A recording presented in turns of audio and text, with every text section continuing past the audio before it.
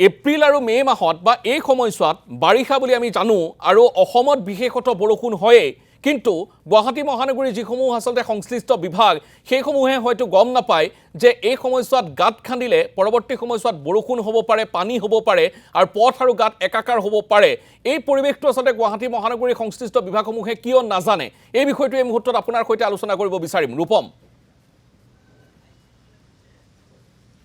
নিশ্চয়কৈ সমীৰণ সেইটোৱে আচলতে আটাইতকৈ ডাঙৰ প্ৰশ্ন যে মুখ্যমন্ত্ৰী ডক্টৰ হিমন্ত বিশ্ব শৰ্মাই যোৱা বছৰ এটা কথা স্পষ্টকৈ নিৰ্দেশ দিছিলে বিভাগীয় সংশ্লিষ্ট বিষয়া বা কৰ্মচাৰীসকলক যে ৰাজপথত কোনো ধৰণৰ গাঁত থাকিব নোৱাৰিব কাৰণ তাৰ পূৰ্বে যদি আমি চাওঁ যে তিনিগৰাকীকৈ লোকৰ মৃত্যুমুখত পৰিছিল গুৱাহাটী মহানগৰীত গাঁতত পৰি গতিকে তাৰ পাছত মুখ্যমন্ত্ৰী ডাঙৰীয়াই সেই ব্যৱস্থা গ্ৰহণ কৰিছিল বা তেওঁ কঠোৰ নিৰ্দেশনা দিছিল কিন্তু তেওঁৰ নিৰ্দেশনাকো আচলতে একাংশ যে বিষয়া কৰ্মচাৰী মনা নাই সেয়াই হৈছে তাৰ উৎকৃষ্ট উদাহৰণ কিছু সময় পূৰ্বে আমি চানমাৰী ৰাজপথত দৃশ্যাংশ দেখুৱালোঁ যে এখন ৰিক্সা কিধৰণে এটা গাঁতত পৰি বাগৰি পৰিছিল অৰ্থাৎ কৃত্ৰিমান হৈছে পানীৰ তলত গাঁতেই আছে নে অন্য কিবা ৰদে আছে সেয়া দেখিবলৈ পোৱা নাযায় কাৰণ আমি যিহেতু চানমাৰীত আছোঁ চানমাৰীত উৰণ সেতু নিৰ্মাণৰ কাম চলি আছে গতিকে এই ৰাজপথত দেখিবলৈ পোৱা গৈছে যে ৰদ নাইবা অন্যান্য যিসমূহ সামগ্ৰী নিৰ্মাণকাৰী প্ৰতিষ্ঠানৰ সেই সামগ্ৰীসমূহ ইয়াত আছে তাৰ ফলত দেখিবলৈ পোৱা গৈছে যিকোনো মুহূৰ্তত বিপদ হ'ব পাৰে আৰু এইখিনি মুহূৰ্তত আমি পুৱাৰ পৰা যিহেতু দৃশ্যাংশ দেখুৱাইছোঁ আৰু এইখিনি মুহূৰ্তত আমি সেই দৃশ্যাংশ দেখুৱাইছোঁ যে পানী ফালি প্ৰতিখন বাহনে আগুৱাই যাবলগীয়া হৈছে অফিচ কাছাৰীৰ সময় এইখিনি মুহূৰ্তত অফিচ কাছাৰীলৈ বিভিন্ন লোক ওলাই আহিছে স্কুললৈ বিভিন্ন ছাত্ৰ ছাত্ৰী ওলাই আহিছে আৰু প্ৰতিগৰাকী লোকে ৰাজপথৰ মাজেৰে বিপদসংকুলভাৱে যাত্ৰা কৰিবলগীয়া হৈছে যিসকলে ভয় খাইছে সেইসকলে ফুটপাথেৰেই বাইক উঠাই আনিবলগীয়া হৈছে সেই ধৰণৰ পৰিস্থিতিৰ সৃষ্টি হৈছে যে গুৱাহাটী মহানগৰীত কেৱল যে চানমাৰী নাইবা এই অঞ্চলেই বানপানীত ডুবিছে কৃত্ৰিমবাৰত ডুবিছে তেনে নহয় গুৱাহাটী মহানগৰীৰ প্ৰায় যিসমূহ হাতীগাঁৱেই হওক বা অনিল নগৰ নবীন নগৰেই হওক বা GMCHৰ কাষৰ যিসমূহ গলি আছে সেইসমূহেই হওক প্ৰতিটো প্ৰান্ততে দেখিবলৈ পোৱা গৈছে আজি কৃত্ৰিমবানৰ কবলত পৰিছে কিন্তু সংশ্লিষ্ট বিভাগে যি ধৰণৰ ব্যৱস্থা গ্ৰহণ কৰিব লাগে সেই ধৰণৰ ব্যৱস্থা গ্ৰহণ কৰিব পৰা নাই আমি যদি কওঁ ৰাজপথৰ মাজেৰে যদি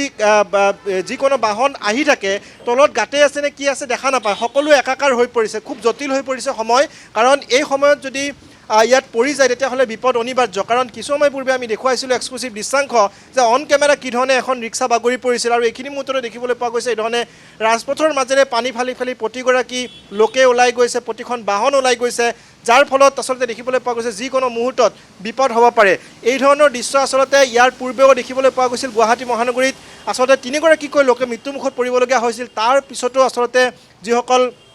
বিভাগীয় বিষয়া কৰ্মচাৰী আছে তেওঁলোকৰ গা নলৰে বুলি ক'ব লাগিব কাৰণ আমি বিভিন্ন সময়ত দেখুৱাই আহিছোঁ বিভিন্ন বা বাতৰি কৰি আহিছোঁ যে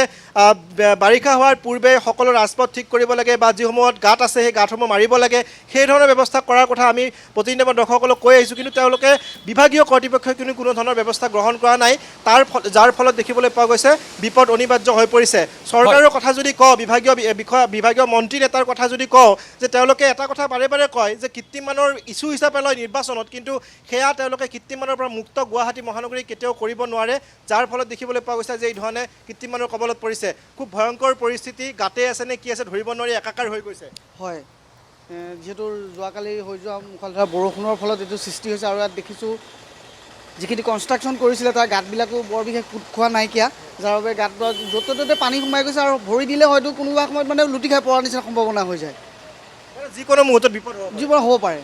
যিহেতু অলৰেডি আৰু বৰষুণ আহিয়ে আছে এতিয়া ইয়াৰ পৰা মানে কিবা এটা পৰিত্ৰাণ পাবৰ কাৰণে হয়তো চৰকাৰে যদি বিহিত ব্যৱস্থা এটা লয় অন্ততঃ ৰাইজৰ সকাহ হ'ব ৰাইজক সকাহ দিব লাগিব অৰ্থাৎ বিভাগীয় কৰ্তৃপক্ষই PWDয়ে হওক বা অন্যান্য যি সংশ্লিষ্ট বিভাগ আছে সেই বিভাগসমূহে যি ধৰণৰ ব্যৱস্থা গ্ৰহণ কৰিব লাগে সেই ধৰণৰ ব্যৱস্থা অতি শীঘ্ৰে কৰক নহ'লে আচলতে প্ৰথম বৰষুণ এয়া এই মুহূৰ্তত ৰূপম আপুনি লাইনত থাকক আপুনি পৰিৱেশটো দেখুৱাই যাওক আমি সেই দৃশ্যাৱলী দৰ্শকসকলক দেখুৱাই আছোঁ আপুনি যি দৃশ্যাৱলী এই মুহূৰ্তত আপোনাৰ সতীৰ্থ কেমেৰা পাৰ্চনৰ সহযোগত আপুনি দেখুৱাব সেই দৃশ্যাৱলী আমি দেখুৱাই যাম কিন্তু সমান্তৰালভাৱে আমি সতীৰ্থ চিন্তুমণি শইকীয়া আপোনাৰ সৈতে সংযোজিত হ'ব বিচাৰিছোঁ এই মুহূৰ্তত চিন্তুমণি শইকীয়া যিহেতু ইতিমধ্যে ৰূপমে কিছু প্ৰসংগ এই মুহূৰ্তত উনুকিয়ালে সেই প্ৰসংগটো হৈছে গাঁতৰ প্ৰসংগ আচলতে দেখিবলৈ পোৱা গৈছে আমি যিহেতু বিৰতিৰ পূৰ্বে যিসমূহ প্ৰসংগ আচলতে উনুকিয়াইছোঁ সেই প্ৰসংগসমূহ আমি এই মুহূৰ্তত পুনৰবাৰ উনুকিয়াব বিচাৰিছোঁ কাৰণ এইটো এটা সাধাৰণ বিষয় হৈ থকা নাই বৰ্তমান সময়ছোৱাত কাৰণ ইয়াৰ পূৰ্বে যোৱা বছৰত মানুহৰ মৃত্যু পৰ্যন্ত হৈছিল আৰু এই বছৰ যাতে এনেধৰণৰ ঘটনা সংঘটিত নহয় তাৰ বাবে আমি সংবাদ মাধ্যমে আচলতে এই বিষয়সমূহ জোৰকৈ উত্থাপন কৰাটো অতি জৰুৰী হৈ পৰিছে বৰ্তমান সময়ছোৱাত